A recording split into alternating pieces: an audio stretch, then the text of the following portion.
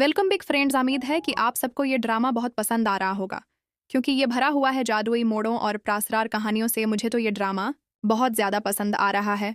लेकिन हाँ दोस्तों, अब हमें उन सब भूतों की पिछली जिंदगियों की कहानियां भी बताई जाएंगी। आखिर ये सब रूहें कैसे बने, आन के साथ वो कौन सा हादसा हुआ जिसने उन्हें इस हाल तक पहुंचाया। ये जानना वाकई बहुत दिलचस्प होगा, इसलिए पूरी वीडियो ज़रूर देखें। वो जिन दोस्तों ने पहला पार्ट अभी तक नहीं देखा, वो कमेंट बॉक्स और डिस्क्रिप्शन बॉक्स ज़रूर चेक करें। वहाँ आपको लिंक मिल जाएगा जिससे आप कहानी को बेहतर समझ सकेंगे। ये हिस्सा वहीं से शुरू होता है जहाँ पिछला हिस्सा खत्म हुआ था। शुई जल्दी से तैयार होती है और यतीम खाने पहुंचती है, जहाँ सब वर्कर्स को काम दिया जाता है कि वो खाने का स्टॉक ऊपर ले जाएं। आसी दौरान उनका हाल बहुत ख़राब हो जाता है जब वो पैकेट्स उठा रही होती है। यह देखकर शुई हंसने लगती है। फिर एक मंजर में हम एक आदमी को देखते हैं जहां शुई कह रही होती है कि वो कमजोर है। पता चलता है कि वो और फन्नर के दूसरे शौहर हैं और दोनों एक दूसरे से बहुत मोहब्बत करते हैं। फिर वहां गुंडे आ जाते हैं और मालिक से जगह खाली करने को कहते हैं, मगर पुलिस को देखकर वो फौरन चले जाते हैं। शुई उनकी गाड़ी भी रोक लेती है। अगले सीन में सफीर सबके साथ डिनर कर रहा होता है, जहां वांग को इस गांव की सौ जो बहुत पसंद आती है वह पीता है और काफी नशे में हो जाता है। फिर सबको जादुई करतब दिखाने लगता है और ये सब वो किसी भूत की मदद के बगैर कर रहा होता है। उसके बाद सब लोग गाने गाते हैं, डांस करते हैं, बेहद खुश होते हैं। जब सब लोग चले जाते हैं तो सिर्फ वांग, शुई और मालिक वहां रह जाते हैं। मालिक अपने माजी के बारे में बता रही होती है। वह कहती है कि उसके पहले शौहर और बेटे की मौत एक कार हादसे में हुई थी। आज के बाद मैंने उस यतीम खाने में काम शुरू किया। यहाँ सबकी मदद करके मुझे सुकून मिला, क्योंकि दुनिया में बहुत से लोग अकेले हैं, जिन्हें हम जैसे लोगों की ज़रूरत होती है। बात करते करते मालिक देखती है कि वांग सो गया है। आस का सर इसके कंधे पर होता है। वह इसके सर पर हाथ फेर कर कहती है कि वांग बहुत प्यारा लड़का है। बाद में वांग और शोई घर जा रहे होते हैं। रास्ते में वांग कहता है कि तुम मोहब्बत के काबिल हो। यह सुनकर शोई खामोश हो जाती है, लेकिन उसके दिल में एक नरम सा एहसास जाग उठता है। अचानक शवी के अंदर से एक रूहानी रोशनी निकलती है, जिसे वो बगटपर कहता है। आसी वक्त उसे अपने मादी का वो मंजर याद आता है जहाँ वो शुई को कत्ल कर रहा होता है। यह देखकर चुई पूछता है कि तुमने ऐसा क्यों किया था। शुई के मरने के वक्त वूम उसे एक चीज देता है। फिर वूम शुई की लाश को गले लगाकर रोने लगता है। अचानक वूम की आंख खुलती है। वह घबरा कर जाग जाता है। नाश्ते के वक्त वो सबको अपना ख्वाब बताता है। यह सुनकर जूही बहुत परजोश हो जाती है। आवर बूढ़ी शमन से कहती है कि मुझे लगता है कि मुझे यहाँ उन बड़ी रूहों को रोकने के लिए रखा गया है, लेकिन शायद मुझे यहाँ अपने किए हुए गुनाहों के सबब भी रखा गया है, क्योंकि मेरी वजह से दो लोग जदा हो गए थे। अगले मंजर में शुई एक बच्चे से बात कर रही होती है जिसने सुपर मार्केट से कुछ चीजें चरा ली थीं। जब वो पूछती है कि तुमने ऐसा क्यों किया, तो बच्ची कहती है कि उसकी बहन को इन चीजों की सख्त जरूरत थी, क्योंकि वो स्कूल नहीं जा पा रही थी। ये सुनकर शुई खुद उसके लिए वो चीजें खरीद लेती है, मगर उसके कार्ड में पैसे नहीं होते। फिर कीशु आता है और पैसे दे देता है, पर उसे डिनर के लिए भी बुलाता है। यह सुनकर शुई मुस्कुरा देती है। या देखकर चुई कहता है कि शुई बिल्कुल नहीं बदली। फिर वो सब भूतों से कहता है कि वाम और शुई को मिलाओ ताकि वाम कम गुस्सा करे। सब मान जाते हैं, लेकिन वाम इनकार करके वहां से चला जाता है। अगले सैन में शुई और वांग गिश्त पर होते हैं, जहां वांग उसे वीक एंड पर बाहर जाने को कहता है, लेकिन शुई इनकार करके चली जाती है। फिर एक शख्स मालिक के पास आता है जिसमें बड़ी रूह बसी होती है। वह मालिक के ऊपर एक नूरानी रोशनी देखता है और अपना हाथ बढ़ाता है। आसी वक्त वो गुंडे दोबारा आ जाते हैं। शुई को खबर मिलती है कि मालिक अस्पताल में है। वह फौरन अस्पताल पहुंचती है, जहां मालिक का शौहर बैठा रो रहा होता है और उन गुंडों पर शक कर रहा होता है। जाही सो उन्हें पकड़ लेती है और कत्ल का हथियार भी मिल जाता है, मगर गंडा कहता है कि उसने कुछ नहीं किया। दूसरी तरफ मालिक की रूह मौत के फरिश्ते से लड़ने लगती है, क्योंकि वो उसे उसके मरने से पहले लेने आ गया था। फिर मालिक वांग और शुई को बताती है कि उसे उन गुंडों ने नहीं बल्कि उसके शौहर ने कत्ल किया था। यह सुनकर वांग बहुत हैरान होता है। फ्लैशबैक में दिखाया जाता है कि वांग ने मालिक का गला पकड़ा था, मगर ये सिर्फ इसकी सोच थी। असल में मालिक का शौहर वहां आ गया था। आवर दोनों के दरमियान यतीम खाने को बेचने की बात पर झगड़ा हुआ। जब मालिक ने इनकार किया तो शौहर ने उसे मार दिया। शुई और वांग सीसीटीवी चेक करने जाते हैं, मगर इसी वक्त मौत का फरिश्ता दोबारा आ जाता है। वह वांग को कहता है कि कोई भी रूह को वक्त से पहले नहीं ले जा सकता। फिर वो कहता है कि अब लोग जनाजे में मौत के फरिश्ते के लिए खाना भी नहीं रखते, इसीलिए वो नाराज था। यह सुनकर वाम वादा करता है कि वो इसके लिए खाना जरूर रखेगा, मगर वो रूह को अभी न ले जाए वह मान जाता है। दूसरी तरफ शुई याशु के साथ CCTV फुटेज देख रही होती है, जहां उसे पता चलता है कि शौहर किसी बेग के साथ बाहर नहीं गया। फिर वो मौत के फरिश्ते के साथ उसके घर जाती है, जहां पता चलता है कि वो और जवी पुराने दोस्त थी। मौत का फरिश्ता जवी से मदद मांगता है ताकि वो शौहर को रोककर सबूत हासिल कर सकें। जवी अगले दिन मदद करने पर राजी हो जाती है। सब लोग बैठे सोच रहे होते हैं कि अब क्या करें, क्योंकि CCTV में कोई सबूत नहीं मिला। फिर वूम कहता है कि शौहर को किसी ने मदद दी होगी। फिर वूम और शुई यतीम खाने में जाकर सबूत तलाश करते हैं। चुई रम मौत के फरिश्ते को पार्क ले जाता है ताकि वो मसरूफ रहे और खुद मालिक के शौहर पर नजर रखता है, जो एक बिजनेस मैन से मुलाकात के लिए जा रहा होता है। शाम को सब मिलकर प्लान बनाते हैं कि किसी भी तरह मालिक के शौहर से इकरार जर्म कराना होगा। अगले दिन अस्पताल में डॉक्टर मालिक को मुर्दा करार देता है। शौहर दिखावा करता है कि वो रो रहा है, फिर बाहर जाकर फोन पर कहता है कि आखिर वो मर गई या सब वांग शुई और उनके दोस्त देख लेते हैं। नावर समझ जाते हैं कि ये सब उसी का क्या धरा है। कुछ देर बाद सबको लगता है कि मालिक मर गई है, मगर वो अचानक सांस लेना शुरू कर देती है। डॉक्टर हैरान हो जाते हैं कि ये कैसे मुमकिन है। आसी दौरान हम एक होटल का मंजर देखते हैं, वो जहां मालिक का शवहर एक प्रासरार शख्स से मिलने आया होता है। वही वांग एक कमरा लेता है। आवर जैसे ही वो अंदर आता है तो शवहर के कमरे में मौजूद भूत वहां से वीडियो कॉल करके सबको दिखाते हैं। शुई जंगल के करीब आकर लेट जाती है और भाई यहाँ के भूत उन्हें खूब परेशान कर रहे होते हैं। और सच में दोस्तों, ये मंजर बहुत मजे का था कि आखिरकार तंग आकर दोनों इकरार कर लेते हैं कि मालिक को दोनों ने ही कत्ल किया था। जब कीशो भी वहां आता है और इस आदमी को पकड़ लेता है, मगर शौहर किसी तरह भाग जाता है और शुई उसके पीछे जाती है, जहां से वो छत से कूद गया होता है। और दोनों उसे बचाने की कोशिश करते हैं, मगर कोई फायदा नहीं होता क्योंकि वो आदमी नीचे गिर कर मर चुका होता है। अगले मंजर में सब लोग अस्पताल में इस आदमी के करीब होते हैं जब गरीम आखिर कार्य के पास इसकी रूह लेने आता है और शोई ये देखकर बहुत जज्बाती हो जाती है। मालिक के शौहर की रूह भी वहां पहुंच जाती है और गरीम रीपर सबको बताता है कि सारी जायदाद मालिक के शौहर के नाम थी, मगर अब सब कुछ मालिक के नाम हो चुका है। और ये भी कहता है कि अब वो मजीद जिएगी और ये सब सिर्फ इन बच्चों की दुआओं से मुमकिन हुआ है जिनकी परवरिश इस मालिक ने की थी। दोस्तों, आपने देखा कि यहाँ साफ साफ इशारा दिया गया है कि कर्मा ही इंसान बनाता है और कर्मा ही है जो इंसान को सजा भी देता है। फिर वो शौहर की रूह के साथ वहां से चला जाता है और ये देखकर शोई खुशी से वांग को गले लगा लेती है। दूसरी तरफ हम वो बदरूह देखते हैं जो टीवी पर भूम को देखकर हंस रही होती है और कह रही होती है कि वो दोबारा जन्म ले चुका है। फ्लैश बीक में दिखाया जाता है कि वांग ने इस बदरूह को कैद क्या था और वो कह रहा होता है कि उसने शुई को मार दिया था, यानी ये एक बड़ा राज था जिसके बाद वो बदरूह बन गया। जब वो वहां से जा रहा होता है तो वो कुछ लोगों को रोते और पैसे मांगते देखता है। इनमें से एक को वो बहुत बुरी तरह मारता है और उससे उसका पता पूछता है। ये देखकर बाकी लोग खौफ से भाग जाते हैं। अगले मंजर में हम वेम को एक इंटरव्यू में देखते हैं जहां गील भी मौजूद होता है और वो सबको बताता है कि मेरा जादू लड़कियों पर बहुत अच्छा चलता है और इसीलिए मेरी बीवी आज मेरे साथ है। ये सुनकर वेम कुछ सोचने लगता है और इंटरव्यू खत्म होने के बाद वो गील से कहता है कि उसे कोई जादू सिखा दे। शुरू में वो इनकार करता है, मगर फिर मान जाता है कि वांग फाइनल शो में सबसे पहले परफॉर्म करेगा।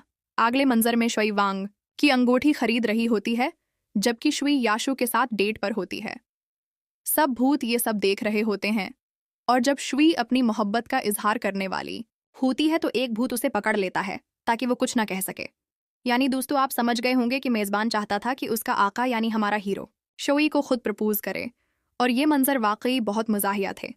यह सब देखकर शुई डर जाती है और उसे डॉक्टर के पास ले जाती है, मगर जैसे ही वो बाहर आते हैं शुई बिल्कुल ठीक हो जाती है और कहती है कि चलो खेल खेलते हैं।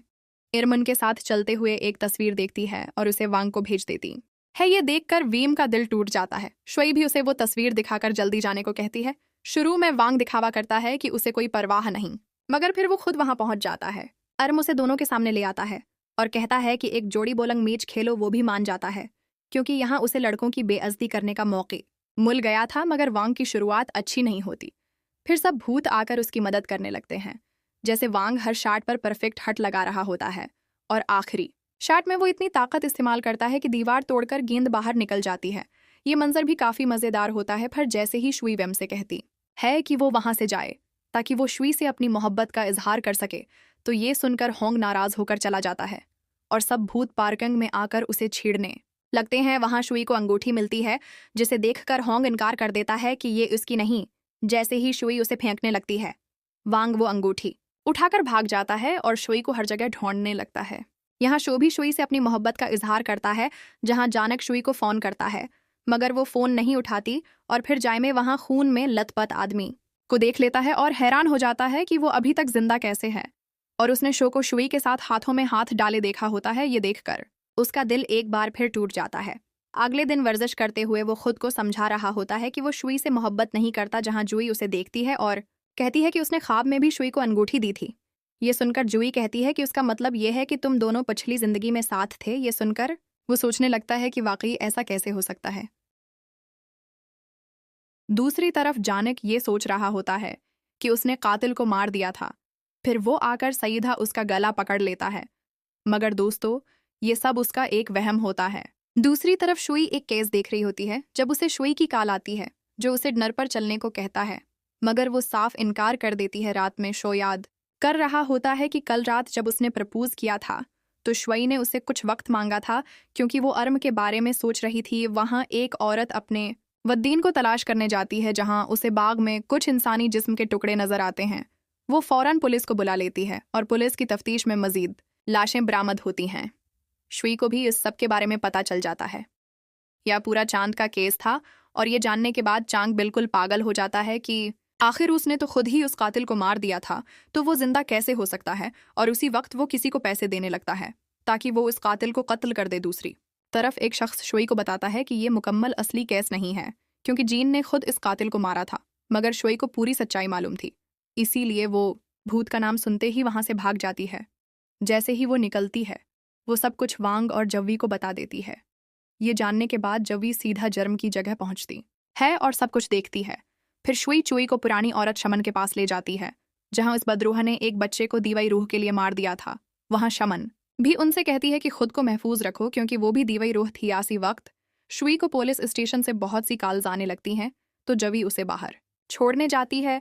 जैसे ही वो जाता है, लेडी शमन वीम से कहती है कि तुम्हें भी शमन बनना होगा, क्योंकि इस बदरूह को रोकने का अब और कोई तरीका नहीं बचा। वो बदरूह सिर्फ उसकी वजह से आज़ाद हुई थी। तभी करीब के कुछ लड़के अपने बदले के लिए उसे मारने आ जाते हैं।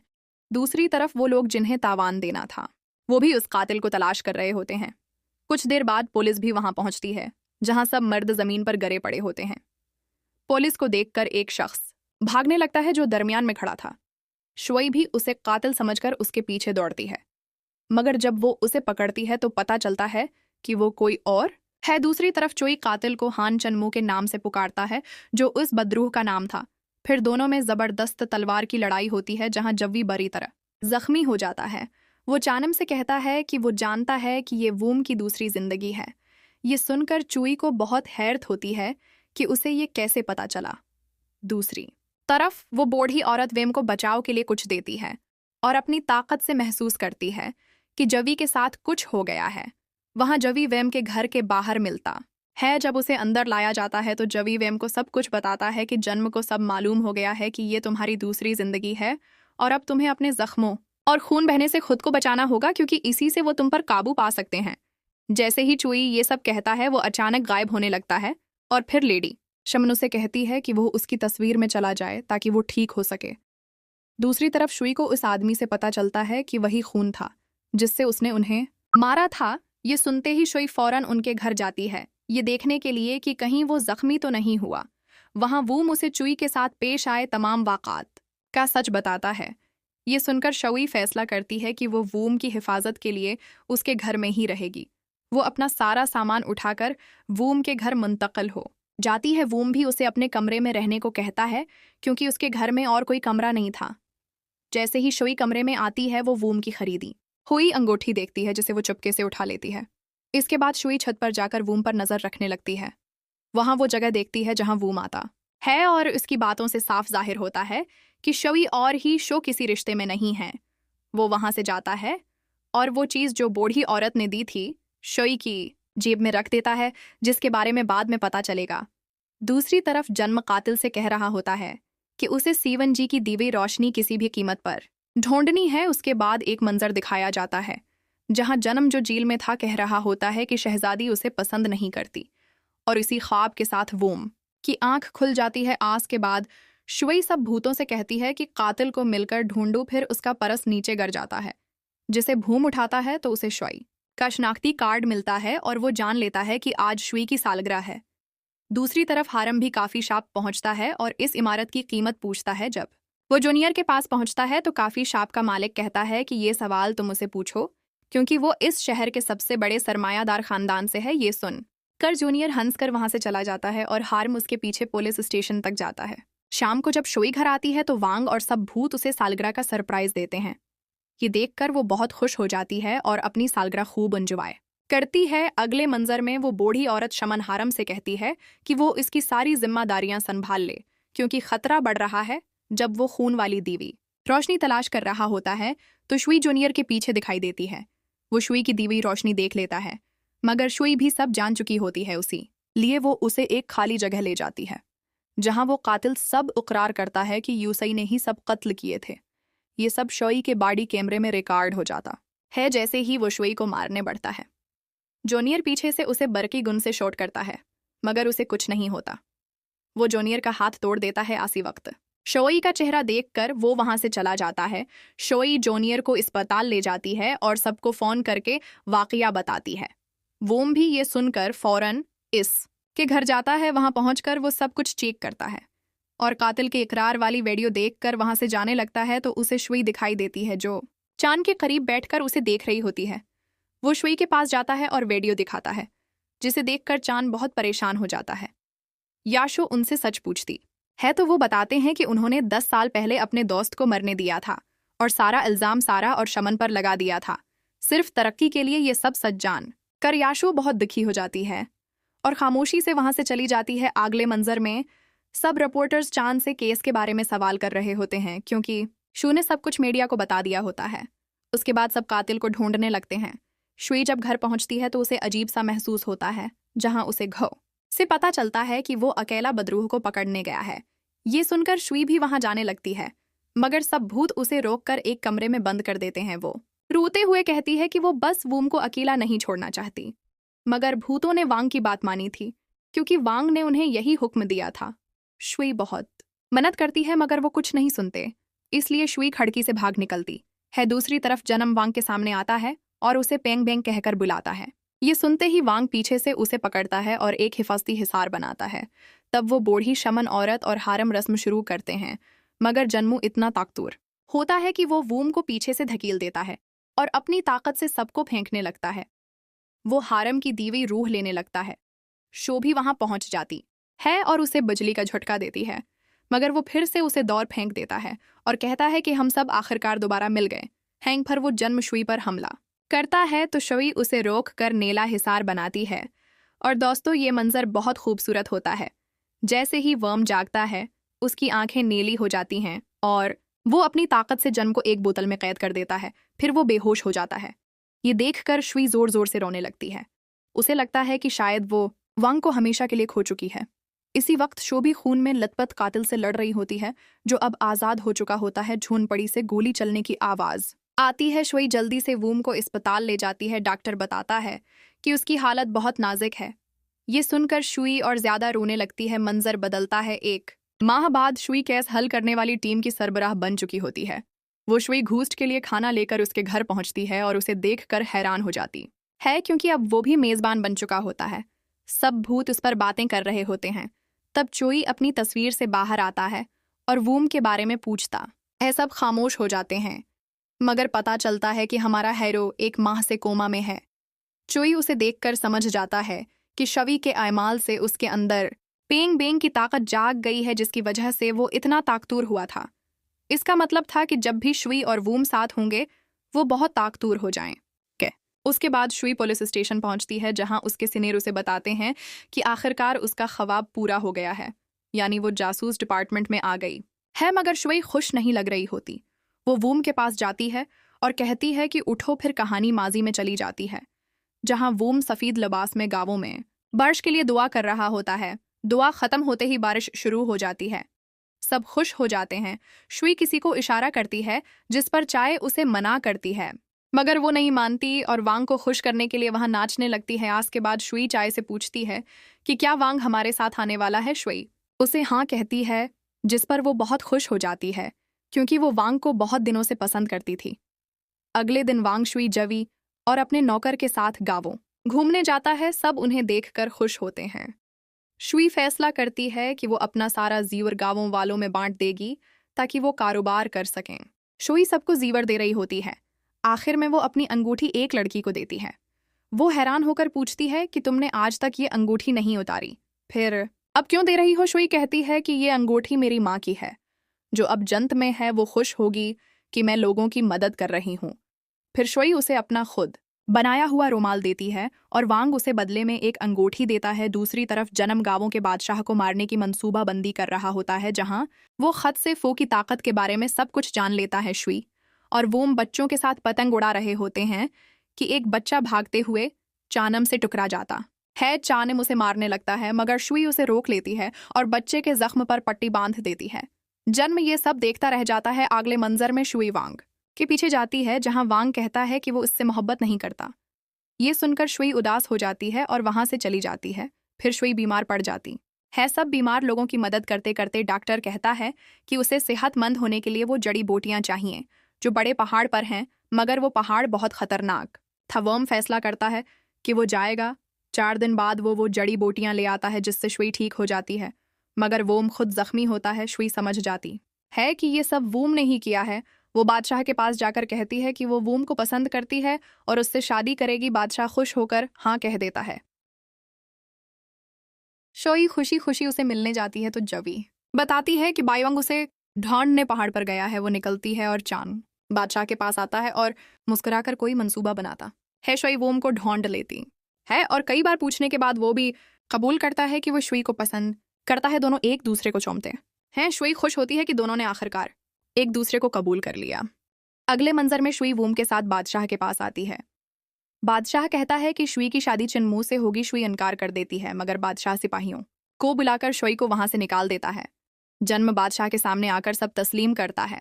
शुई कहती है कि वो कभी उससे शादी नहीं करेगी। बादशाह वोम से कहता है कि ये दोनों बादशाहतों के अमन के लिए जरूरी है।